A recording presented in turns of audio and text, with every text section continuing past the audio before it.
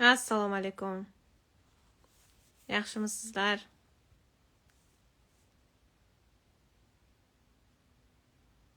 Nafisa qandaysiz? Yaxshimisiz? Tinchmisizlar? Va alaykum assalom. Assalomu alaykum. Men shu jonli efir qilsam qayergadir borayotgan bo'laman. Yo nimadir ishim chiqib qolgan bo'ladi. Faqat shoshilib yuraman. Vazira qandaysiz? Va alaykum assalom. Muhammad, Saida, Muhabbat. Mashallah. Firuza, va alaykum assalom. Nafisa, Pirnazarova, qanday o'zingiz? Yaxshimisiz? Shahzoda.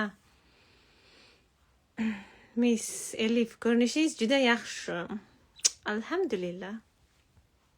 Alhamdulillah. Yaxshi. Sog'-omonmisizlar, Nur? Qayerdasiz? Londondaman, Londonda. Dildora, va alaykum assalom. Charchamayapsizlarmi?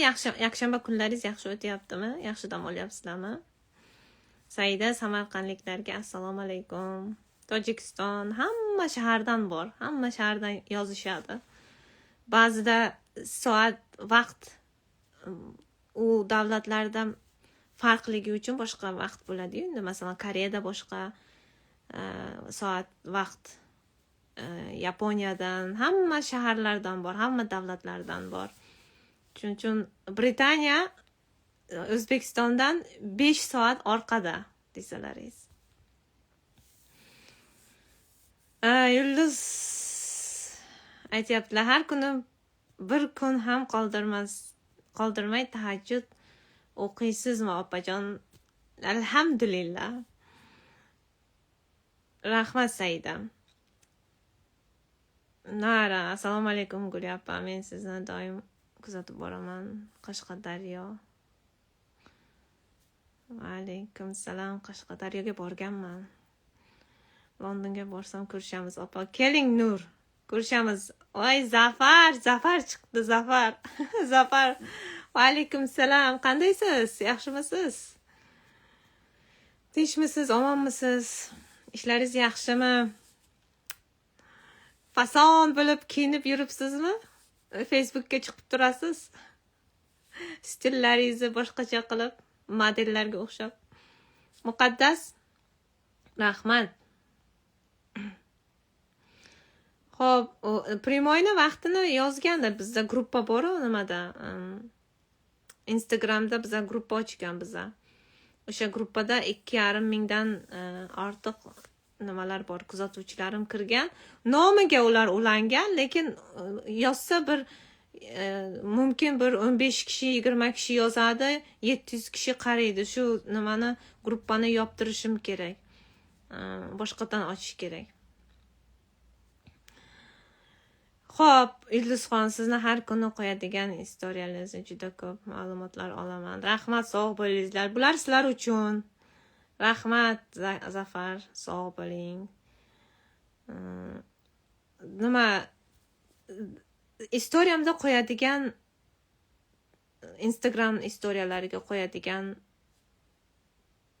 nima qo'ysam sizlar olishlaringiz mumkin.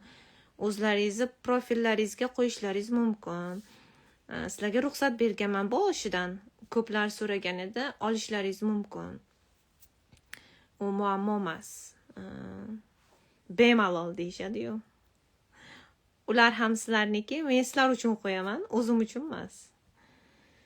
Xo'p, rahmat. Nima, Saida, rahmat. Ob-havo qanaqa Londonda? Londonda havo sovuq hozir. Zafar, anchadan beri primoy efirga chiqmayapsiz. Yo'q, o'tgan hafta chiqqan edim. O'tgan haftami qaysidir? Ishim juda ham ko'p. Nima? Vaqtim yo'q. Vaqtim bo'lganda ana shu yakshanba kuni chiqaman.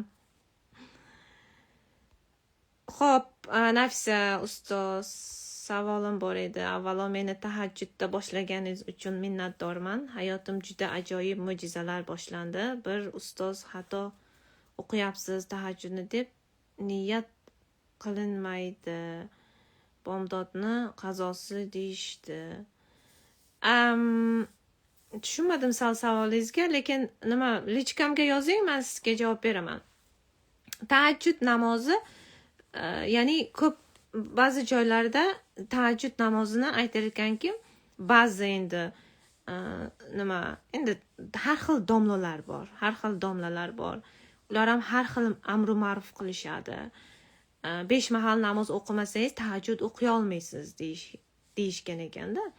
Lekin tahajjudni qayerdadir shu 5 mahal namozni ham qayerdandir boshlash kerak-ku, to'g'rimi? Masalan,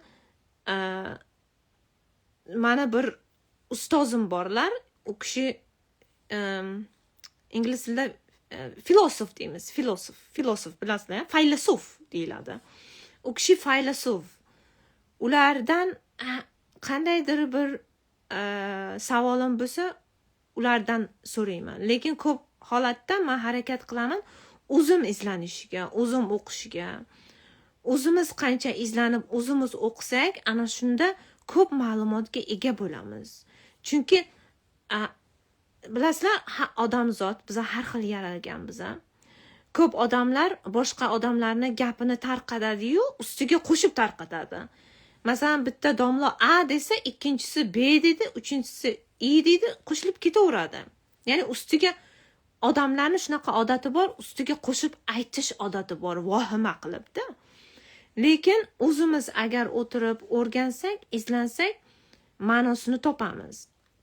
Ya'ni men bunga qarshiman. Qaysi tomondan qarshi? Nima uchun aynan tahajjudni boshlashimiz uchun 5 mahal namozni o'qishimiz kerak? To'g'ri, 5 mahal namoz bu biz uchun farz. Bu hamma o'zi uchun o'qiydi. Bizni yaratgan bilan o'rtamizdagi bog'laydigan rishtalar. Bu 5 mahal namoz bizni farzimiz. Lekin tahajjud namozini majbur qilmagan. Qur'onda ham necha bor aytib o'tgan Alloh tahajjud namozini, ya'ni ana shu kechasi turib so'raysizlar, nima so'ramoqchi bo'lsalaringiz, ya'ni kechirim so'raysizlarmi, qanaqadir dardlaringiz bormi, kasalmisizlar? O'tgan nimada ham primoy qilganimda shularni aytib o'tgan edim. Qanaqa muammongiz bo'lsa, turib mana shu tahajjud namozida so'rang. Men bilaman insonlarni 5 mahal namoz o'qimagan, tahajjud namozini o'qigan. Tahajjud namoziga turib 5 mahal namoz o'qishi uchun sharoit yaratib berishini Allohdan so'ragan. Va o'sha inson 5 mahal namoz o'qiydi hozir. Mana shu Buyuk Britaniyada yashaydi. Shu yerni musulmoni. Ya'ni qayerdandir biz boshlashimiz kerak-ku, to'g'rimi? U nima deydi? Majburlash yo'q bu yerda. Majburlash yo'q. Hamma o'zidan kelib chiqib bir fikr qilish kerak. Hozir bilasizlar, zamon notinch. Har kimni ham kirib tomosha qilish kerak emas. Har kimga ham like bosish kerak emas. Salgina o'ylab fikr qilishimiz kerak. Men ko'pincha maslahat beraman, o'zimiz izlanishimizga. Qancha Imom Buxoriyning hadislari bor. O'sha yerdan ko'p ma'lumot olishimiz mumkin. Ko'p zo'r kitoblar bor. Mana shularni o'qib qancha ma'lumot olishlarimiz mumkin. Men masalan to'g'risi domlalarni eshitmayman. Bu meni fikrim. Men domlalarni eshitmayman.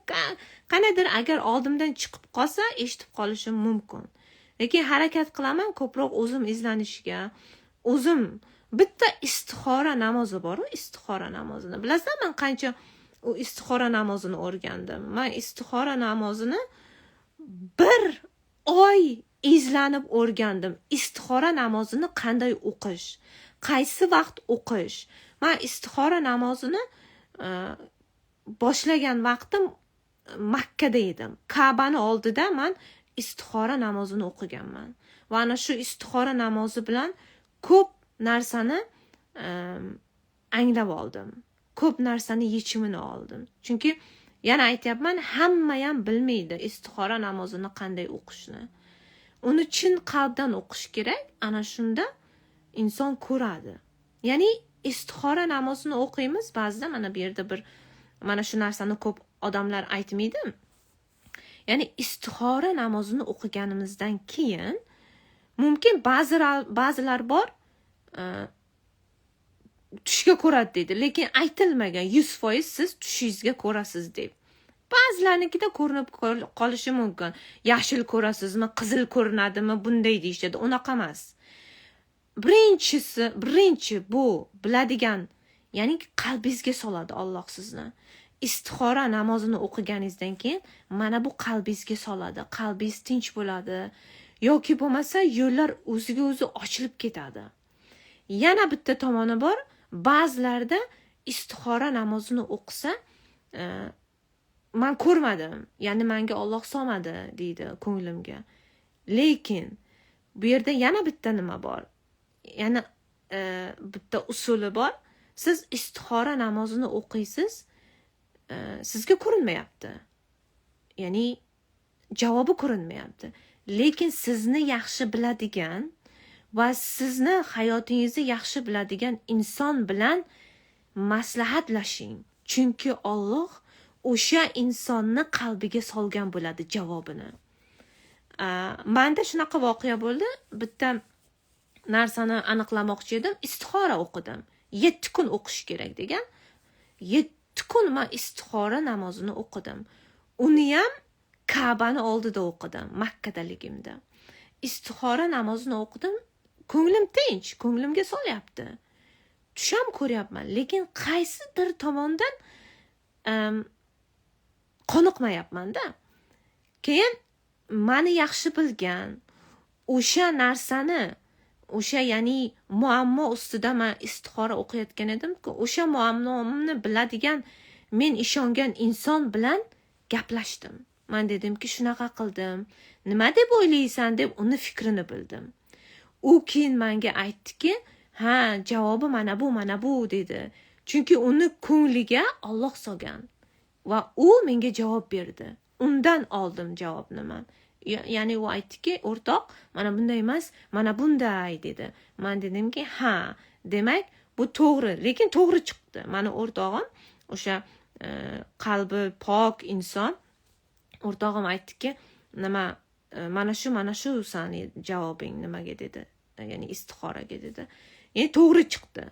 Istixorani ham hamma nimasini bilmaydi. Qanday o'qish, uning o'zining ham nimasi yo'li bor. Qalbdan o'qib, uni bilish kerak. Tahajjud bu eng kuchlisi hisoblanadi. Tahajjud. Ya'ni istixora bu nimanidir siz aniqlamoqchi bo'lsangiz, o'sha vaqtda istixora o'qish mumkin. Masalan, nimanidir turmushga chiqmoqchimisiz, bilmayapsiz, o'sha inson yaxshimi siz uchun, yomonmi? Istixora o'qish kerak. Uy olmoqchimisiz, bilmaysiz, o'sha uyni olishingiz kerakmi, yo biznes qilmoqchimisiz, yoki biznes, bitta inson sizga biznes taklif qilyapti, partnyorlik taklif qilyapti biznesda. Mana shu istixora siz uchun eng yaxshi namoz hisoblanadi. Ana shu istixorani o'qish kerak. Shunaqa. Xo'p, chatda yozyapsizlar, men sizlarga tushuntirib ketyapman, qaramayapman. Xo'p, now bitta savol tushgan edi menga. Shu savolga javob bermoqchi edim.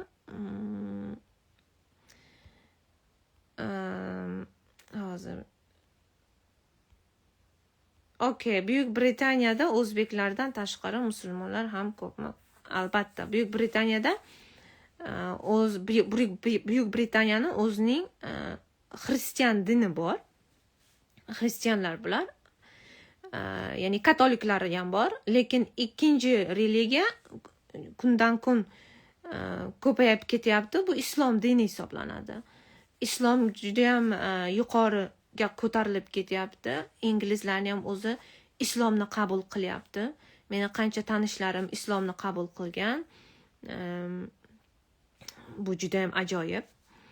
Va bolalarning ismi, ya'ni butun Buyuk Britaniyada eng ko'p qo'yayotgan ism bu Muhammad hisoblanadi. Buyuk Britaniyada eng ko'p ishlatilgan ism bu Muhammad ismi.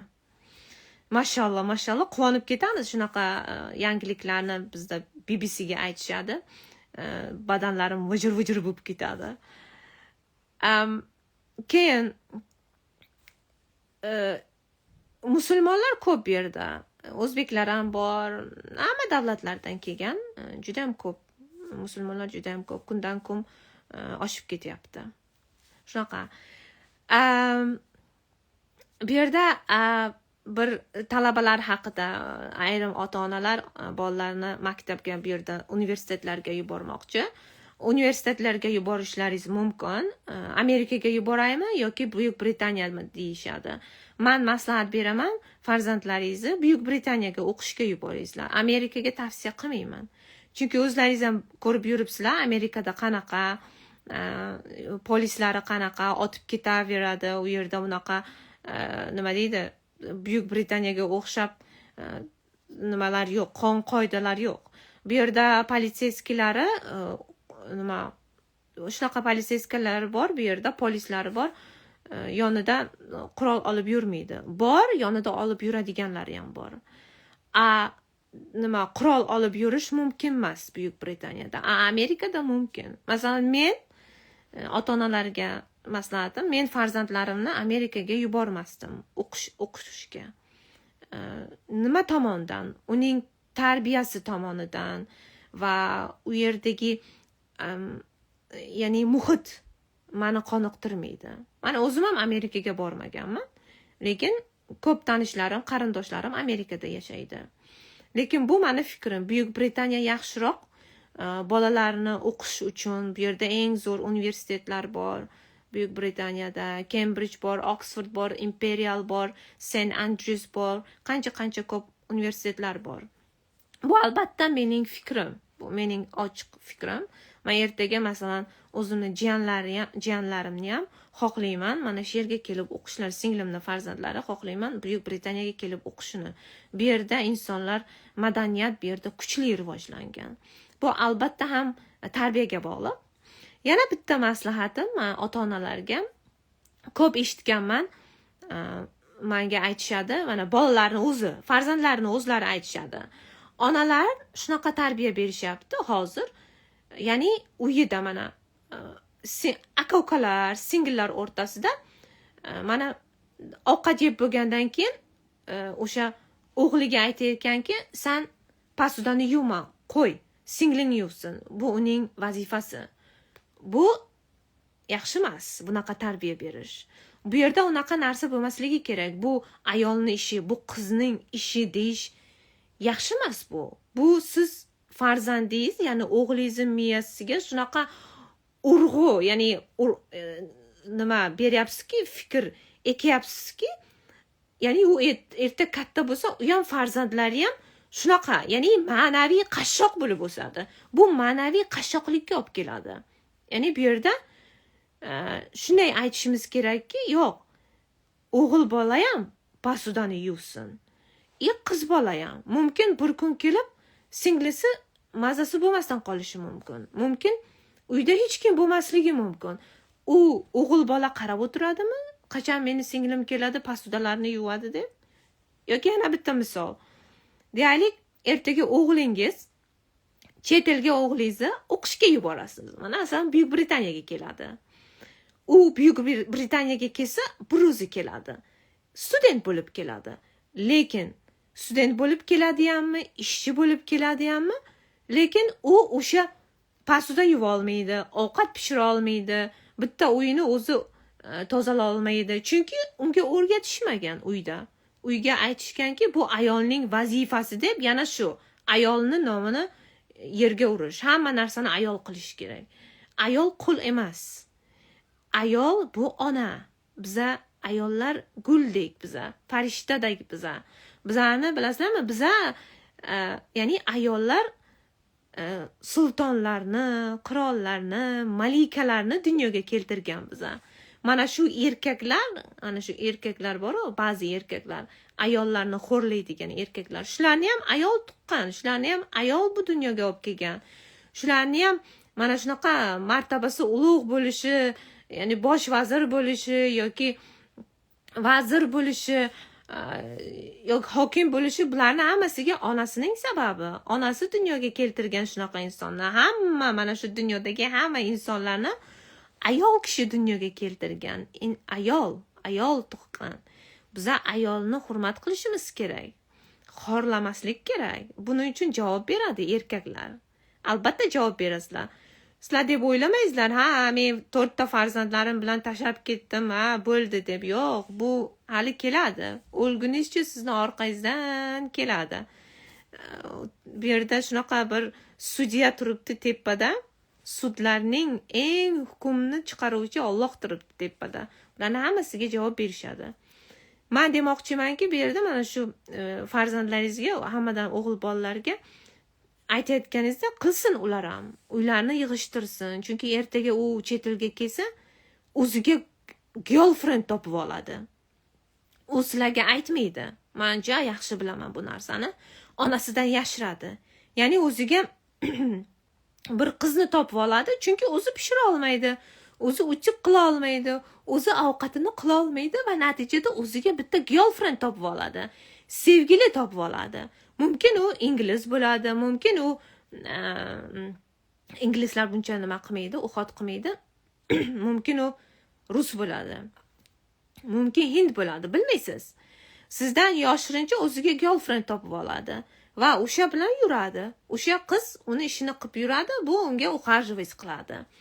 Ya'ni agar o'sha tarbiyani o'g'il bola uydan olsa, qanday ovqat pishirish yoki pastani yuvish, o'zini kiyim kechaklarini yuvib uchiq qilishni o'rgansa, ertaga o'sha yigit xor bo'lmaydi. Biladi. Ya'ni qanday ish qilishni biladi. Buni bilasizlarmi? Men ko'p hayotda ko'rganman. Yana bitta narsani sizlarga aytishim mumkin. Bu bo'lgan voqea, men yashirmayman. Meni marhum umr yo'ldoshim, Lord Sheyx janoblari, joylari jannatda bo'lsin. U kishi bilan yashash, bilasizlarmi, shunaqa bir boshqacha edi-da. Ya'ni bir interesniy odam edilar-da, bir kulguli desammi. U inson shunaqa bir nima oilada tug'ilgan, otalari hokim bo'lgan. Mana ko'plar so'raydi, Lord Sheyx janoblari haqida aytmaysiz, yozishadi. Endi men sizlarga aytaman, qiziqarli voqealarni aytib beraman. Eshitdingizlar? Ular otalari hokim bo'lgan. O'sha paytda Afrikada. Ularni uylarida xizmatkorlari bo'lgan. U inson shunaqa o'sganki, boya aytganimdek, uylariga ish qilmaganlar. Uylariga ovqat pishirmaganlar. Faqat o'qiganlar u inson. U inson o'qiganlar, otalaridan saboq olganlar, otalari hokim bo'lgan, juda ham boy oiladan kelgan, tug'ilgan insonlar, Lord Sheyx janoblari. Keyin ular o'sha paytda Afrika, ya'ni Uganda, Britaniya boshchiligida, ya'ni qaramog'ida bo'lgan. Kim tug'ilsa, britanskiy pasport olgan. U kishi British bo'lgan. Britaniyat deymiz. British pasportlari bo'lgan, britanskiy pasportlari bo'lgan va o'sha yoshliklarida Buyuk Britaniyaga o'qishga kelganlar. Bir o'zlari. Endi u inson hayotida o'zini mana shu, ya'ni poyafzalini nimasi bor, ipini o'zlari o'tkazmagan. Ya'ni o'sha uylarida u kishini xizmatkorlarlik qilib qo'ygan. Hamma kiyimlarni ham, kiyinish, hammasini xizmatkorlari qilgan. Endi u inson bir o'zi yoshligida Buyuk Britaniyaga kelyapti, ish qila olmaydi, ovqat pishira olmaydi, o'qish kerak. O'qishga borgan, aytib bergandilar-da menga. Men dedilar, aytardilarki, men o'qishga borardim, lekin kiyimimni uchiq qilishni bilmasdim.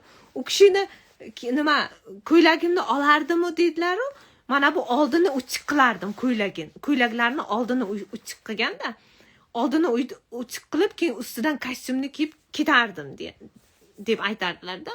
Chunki bilmagan u inson qanday uchiq qilishni bilmagan. Uni ham kimdandir o'rgangan. Va natijada o'sha o'qiydigan joylarda общежитиеga endi o'tirganda ular qizlar bo'lgan, ya'ni qizlar alohida yashagan общежитиеda, o'g'illar alohida. O'sha yerda bir qiz bilan uchrashib qolganlar Lord Sheyx janoblari.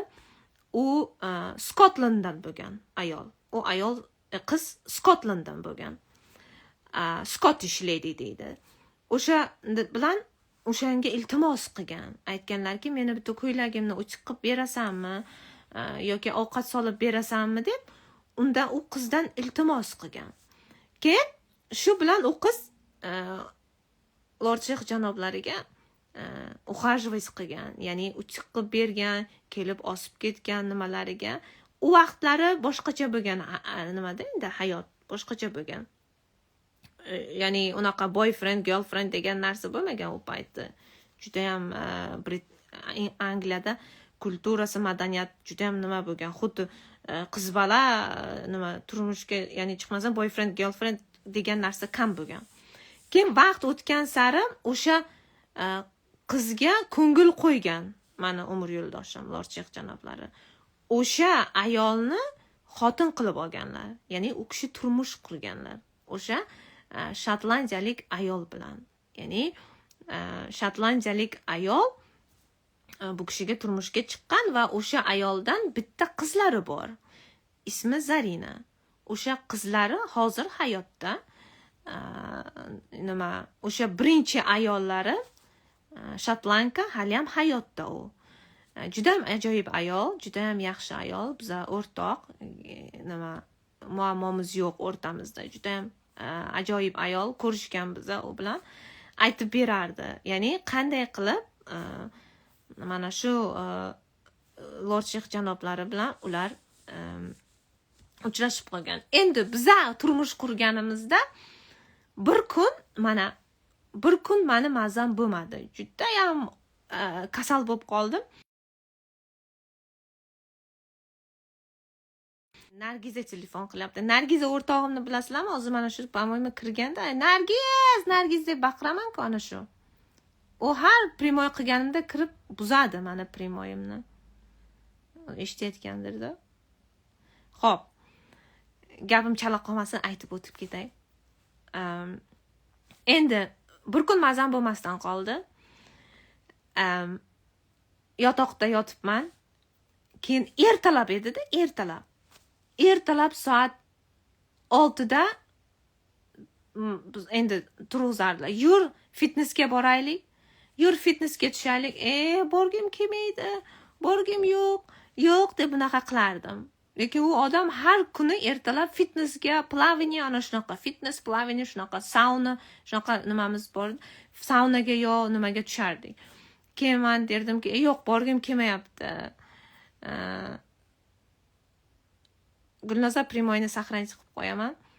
Inshaalloh. Nargiz nechinchi palata dedi-ku.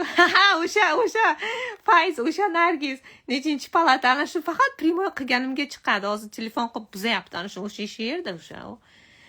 Ya'ni nima gapim chala qolmasin. Keyin ertalab yurib, nima fitnessga tushaylik, men bir o'zim zerikaman derdilar. Yo'q, bormayman derdim. Keyin borib kelardilar va aytardilar-ki, qanday o'tdi fitness desam yaxshi, nima qo'shnilar bor-ku, rus qizlar bor, rus ayollar, shular tushdi, shular bilan gaplashdik, bunday qildik derdi-da. Endi keyin meni rashkim tutib ketardi. Endi bilardi qanday meni e'tiborimni tortishi.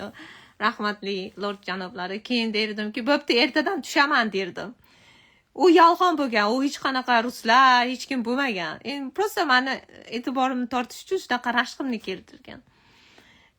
Va bir kuni tura olmadim, mazam bo'lmadi. Keyin ertalab edi. Bechora, sen mazang yo'q dedilar. Kel, men senga tuxum pishirib kelaman dedilar. Xo'p dedim. Tuxum pishirib kelaman dedilar, senga bir choy qilaman dedilar. Xo'p, ketdilar shu bilan. Ketdi u odam. Yarim soat o'tdi, kelyaptilar. Tuxum, ikkita tuxum qovrilgan. U tuxumni qovurganlar, по-моему, yarim litr yog'ini ichiga nima tuxumni qovurganlar. Hay, mayli deb, bamaza deb yedim, chunki menda shunaqa odat bor. Kimdir nima olib kelsa, nimadir pishirsa, mazali ekan deb yeyman. Farqi yo'q u. Nimaki menga berishsa, mazali ekan deb yeyman. Faqatgina restoranga borsam, mazali bo'lmasa aytaman, mazasi yaxshi emas ekan deb, chunki men unga pul beryapman. Lekin kimdir menga pishirib olib kelsa, kimdir menga nimani tatish uchun bersa, meni endi olib kelishadi-yu, taklif qilishadi-ku uylarda. Har doim mazali ekan deb chiqib ketaman. O'sha vaqtda mazasiz, tuzsiz bo'lsa ham pishirib olib kelgan o'sha tuxumlarni mazali, zo'r pishiribsiz, gap yo'q deb qo'llarini o'pgan edim.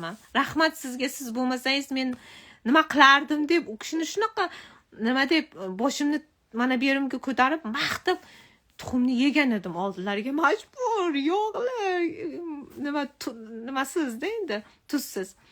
Choyni ham ichdim. Taqir choy qilib kelgandilar. Keyin shu bilan mayli men ketdim dedilar. Oldinga odam yuboraman, parlamentga ketishim kerak deb ketdilar. Shu bilan salgina o'zimga kelib kuxnyaga borsam, bilasizlarmi, u kuxnyani tozalash uchun yarim soat vaqt ketgandi esimda. Hamma narsani chiqarganlar, hech narsa qolmagan, yog'lar, har xil yog'lar, nima qaysi skоворodkaga tuxumni pishirishni bilmaganlar, skоворodkalar yotibdi, bu yoqqa bu yoqqa u, hamma narsa ana shunday. Ya'ni bilmaganlar, hayotlarida birinchi marta menga o'sha vaqtda tuxum pishirgan u inson. Lekin hayotida u inson tuxum pishirmagan. Ya'ni men aytmoqchimanki, agar o'sha inson masalan uyda xizmatkor bo'lmaganda yo kimdir o'rgatganida qanday ovqat pishirishni mumkin o'sha vaqtda pishirardi. Lekin u insonning qo'lidan kelmasdi. U inson faqat politik, biznes, pul topish, nima qilish bilan o'sgan inson. Shunaqa. Ya'ni juda ham yaxshi inson edilar. Lekin juda ham ko'p yaxshi davrlarni biz o'tkazdik. Men ba'zida o'tirib sog'inaman. Chunki u insonni haqiqatdan qarasam agar ko'p insonlar bunaqa hayotni, ya'ni yoshlar yashamagan. Men minnatdorman, chunki shunaqa hayotni yashadim u inson bilan. Quvonchli, ya'ni har xil voqealarni, har xil insonlar bilan uchrashdik. Har xil voqealar boshimizdan o'tdi. Nima deydi? Ko'p narsani o'rganganman u inson bilan. Lekin ko'p vaqtimiz maroqli o'tgan, kulgili o'tgan, unutilmas desam ham bo'ladi. Unutmayman bunaqa vaqtlarni. Juda ham zo'r vaqtlar o'tgan. Men bilaman, hammada ham bunaqa voqealar bo'lmaydi hayotida va bundan men minnatdorman. Shunaqa insonga turmushga chiqib qandaydir bir baxtni ko'rganimdan juda ham minnatdorman. O'sha insondan minnatdorman. Shunaqa. Xo'p. Siz uchun harakat qilganlar, sevganlar uchun albatta rost, to'g'ri. Xo'p, Tojikistondan va alaykum salomlar. Shikalat opam. Rahmat Matluba. Nargiz yo'q, ketdi. Bilmayman qayerda u. Rahmatli turmush o'rtog'ingiz bilan tushgan suratlaringiz, ko'zlaringiz boshqacha ko'rgan. Juda yaxshi inson edilar, juda ham tarbiyasi kuchli inson edi. Biz shopping qilib, ba'zida shopping olib kelardi bizda. Mashhura doim men yozsam o'qimaysiz, mana o'qidim sizni. Ya'ni shunaqa bir nima maqtashmas berdi-yu, maqtashga ham arziydigan inson ular edilar. Nimadir olib kelsak, aytardilarki, mumkinmi, maylimi shu bir stakan Coca-Cola ichsam? Ichavering derdim. Ya'ni nima shokolad olib kelardim, har xil shokoladlar kelib so'rardilar. Meni Aysha dedilar-da, menga u kishining ismlari Muhammad edi, menga Aysha deb nom qo'ygandilar. Kelib asli qaradilar, Aysha dedilar. Ha desam, maylimi kamgina shokoladdan yesam dedilar. Keyin ha yevering derdim. Ya'ni har bitta oladigan, yeydigan narsalarni so'rab yerdilar, maylimi olsam. Ya'ni shunaqa tarbiya olganlarda, ya so'rab yeyish. Biron marta masalan sumkamni kovlamagan u inson. Nimanidir ba'zida sumkamni ichida tursam, mana shu narsa qani derdilar. Sumkamni ichida desam, sumkamni olib kelardilar. Bunaqa qaramasdilar. Aytardilarki, o'zing olib ber, ya ochib olavering derdim. Yo'q. Men birovning sumkasini hech qachon kavlamayman. o'zing olib ber derdilar. Sumka kavlash bunaqa narsa yo'q edi, yo telefon kavlash bunaqa narsa yo'q. Bizda shunaqa edi.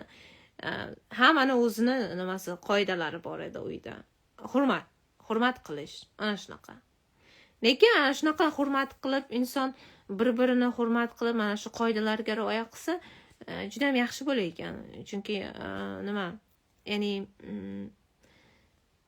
hurmat birinchi navbatda oilani mustahkam qilar ekan, hurmat qilish. Urush kamroq bo'ladi. Men endi u inson bilan yashab ko'p narsani o'rgandim-da, shuning uchun ba'zi ayollarga maslahat beraman, yo bunaqa emas, bunday qilsangiz yaxshiroq deb. Chunki inson hayot o'rgatadi, insonlarni o'rgatadi qanday yashashni. Xo'p, unda insonlar kamdan kam, to'g'ri, juda ham to'g'ri. Buni men u kishi olamdan o'tgandan keyin sezganman. Bunaqa insonlar juda ham hozir kam, yo'q ham desam bo'ladi. Ba'zida masalan parlamentda endi boraman, parlamentda yurganimda so'rashadi menga. Ba'zida yo aytishadi, voy, shunday ba'zida ko'k kostyum bryuklarimni kiyib borsam, voy, xuddi Lord Sheyxga o'xshab qolibsiz, kiyibsiz deydi. Bunday ba'zi bunday qaraydi-da menga. Baribir ularni joylari ma'lum deydi. Chunki ular har doim turib gapirardilar. Masalan, O'zbekiston haqida ko'p maqtanib gapirardilar. O'zbekiston bilan biznes qilishimiz kerak, O'zbekiston bilan bunaqa qilishimiz kerak, O'zbekistonga investitsiya olib borishimiz kerak, O'zbekistonga bunaqa qilish kerak deb shu har doim O'zbekiston haqida turib gapirardilar. Bu albatta u insonni birinchi navbatda menga bo'lgan muhabbati va O'zbekistonga bo'lgan hurmati boshqacha bir tarzda O'zbekistonni haqida gapirardilar. Bir muhabbat qilib odamlarga tushuntirib berardilar. Bir boshqacha xarakterdagi karizmatik inson edi-da. Shunga hozir parlamentda bunaqa insonlar ham yo'q. Aytishadi menga, aytishadiki, joylari ma'lum deydi. Haqiqatan joylari ma'lum. Hozir unaqa musulmonlar uchun kuyib pishadigan inson yo'q parlamentda. Bitta u kishi, faqat bitta edi. Faqat shu hamma joyda o'zini urardi. Musulmonlar uchun ana shu tik turib berardi-da. Shunaqa inson tik turib, ana shu oyog'ida faqat qarshi chiqardi boshqalarga qarshi. Hozir unaqa insonni ko'rmayman ham, ko'rganim ham yo'q ham.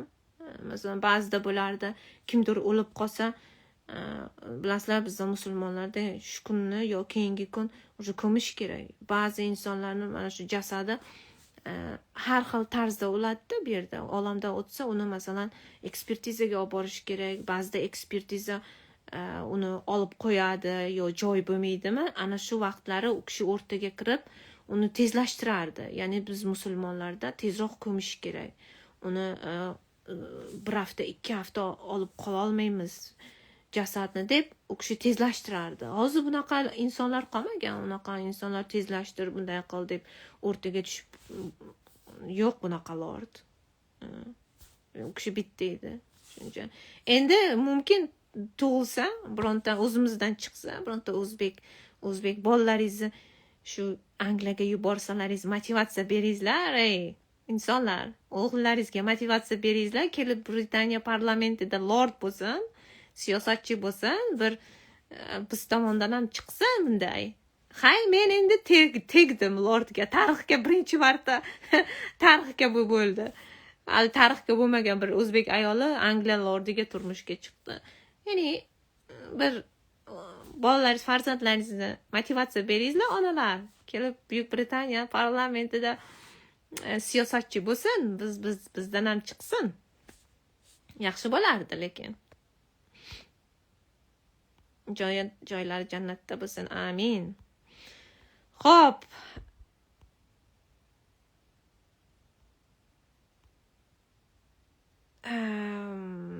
Az 1 minut. Xo'p, sizlar bilan xayrlashamiz. Men 4 ko'l Karimova, yaxshimisiz? Kulsalar omon bo'linglar. charchamasdan yuribmiz. Rahmat. Zafar, Gulixonim duolaringiz bilan bugun umra safariga yo'l olamiz. Mashallah. Mashallah Zafar, esizdami? Yozgan edingiz menga, men nimada edim, Makkada edim. Esingizda bo'lsa. Ko'rdingizmi? Ko'plar menga aytardiki, o'sha payt duo qiling. Ko'plar menga yozdimi, duolaringiz qabul bo'ldi deb, Gulixonim rahmat deb qancha yozganlar bor. Men xursand bo'laman shu duolarimda duo qilgandim, nima qilaman, hali ham duo qilaman. Tahajjud namozimda turganimda albatta duo qilaman sizlarni. Har doim. Shunga xursand bo'laman eshitib. Meni ham eslang, duo qiling Zafar. Nimaga borsangiz, Ka'bani oldiga, payg'ambarimiz sollallohu alayhi vasallamga salomimni yetkazing. Sog' bo'ling. Sizga nima deydi? Safarlaringiz bexatar bo'lsin.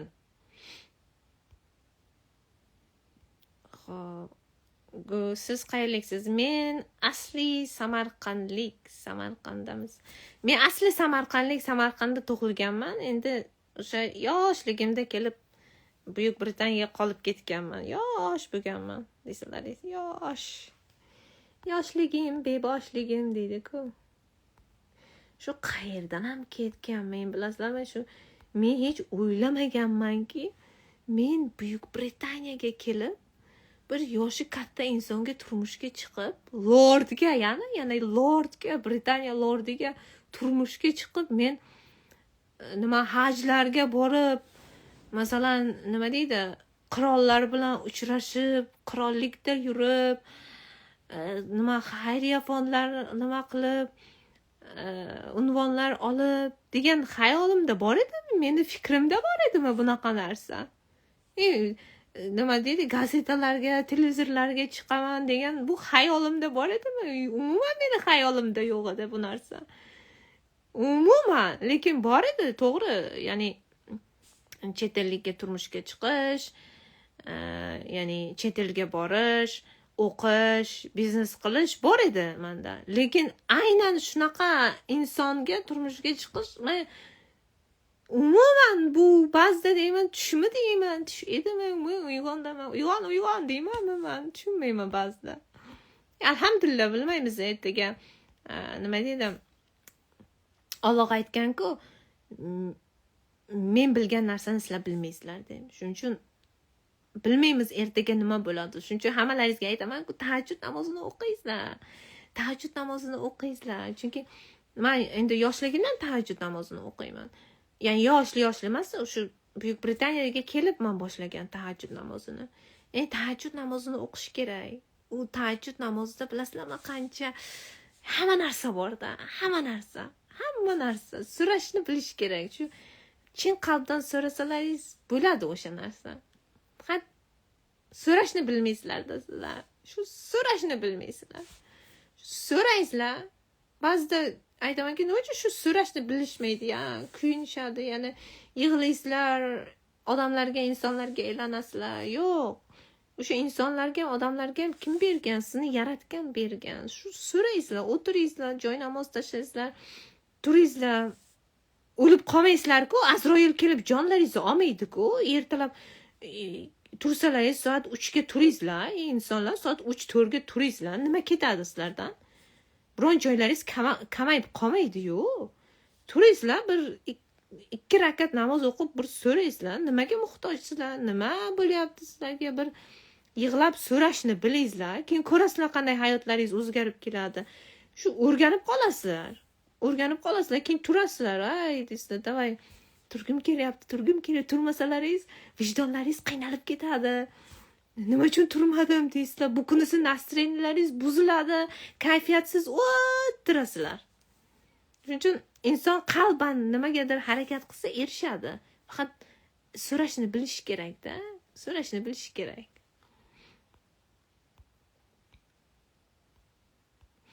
Shu nutqimni ba'zor zo'rg'a o'rgandim. Shu avval o'zim tojikman, tojik oilasida tug'ilganman. Tojiklardan biz. Keyin o'zbekchani o'qidim, o'zbekchani o'rgandim. Ruschani o'qidim. Ruslar bilan nima qilib ishlab ruschani o'qidim. Xo'p. Keyin ruschani Shu bilan Britaniyaga keldimmi? Britaniyada umuman ruscha gapirmaymiz.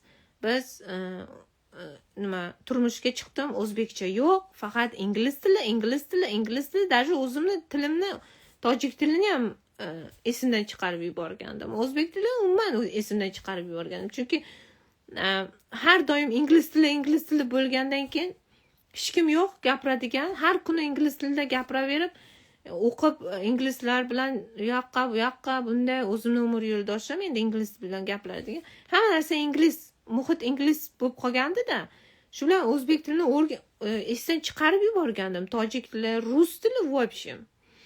Keyin asosda yana shu harakat qildim o'rganishga, yana esga kelishga. Keyin mana shu hozir mana sizlar bilan gaplashyapman. Agar til bilmaganimda primoy qilib sizlarga motivatsiya qilmasdim, o'tirasdim.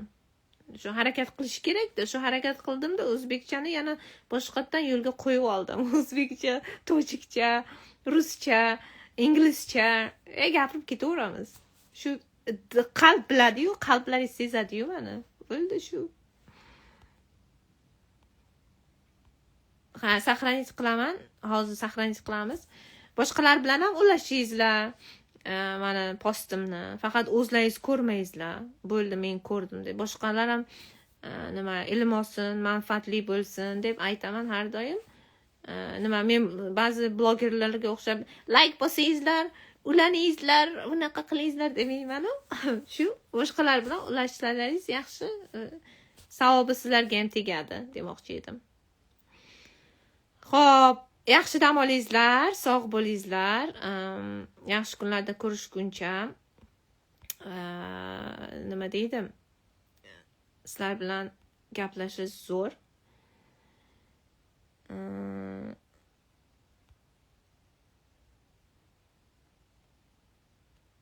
Hozir bir minut kimdir savol beribdimi? Qanaqa o'qish? Xo'p, yaxshi dam olingizlar. Men ketishim kerak. Bugun ikkita uchrashuvim bor. Nag'zdam Kireton, Xoboy Shirin, Hammotomba. Meni eslaringizdan chiqarmaysizlar. Men ham sizlarni esimdan chiqarmayman. Men ham rasmlarimga post qo'yim. Men ham ustozim bilan tushgan rasmga bunday biron nima deb yozingizlar bunday. Bitta ustozim ham ko'rsin, bir qonib ketsinlar. Yozmaysizlar sizlar. Umuman e'tibor bermaysizlar. E'tiborsiz bo'lib qolibsizlar. Shuning uchun men ham primoy qilmayman. Mayli, yaxshi dam olingizlar. Hazil bu albatta. Sog' bo'lingizlar. Ko'proq shokolad yeysizlar. Bye bye.